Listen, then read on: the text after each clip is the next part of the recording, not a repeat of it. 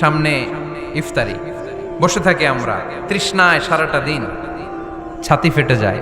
আল্লাহ দেখে, দেখতে দেখতে আল্লাহর একটা সফট কর্নার তৈরি হয়। এটাই সুযোগ কাজে লাগানোর, ঠিক কিনা? মুমিন ঝোপ যে কোপ মারে, সময় মতো কাজ করে, ঠিক কিনা? আল্লাহ তখন ফেরেশতাদেরকে জিজ্ঞেস করে, এই ঘটনা কি? খায় না যে, খায় না কেন? আল্লাহ রোজা রাখছে, এগুলো কি? রো আফজা, পেঁয়াজ আলুর চপ, বেগুনি, মুরগির রান, খায় না। খায় না কেন? ওরা যে ক্ষুধার্ত, আল্লাহ আপনার ভয়ে। তাই কি চায়?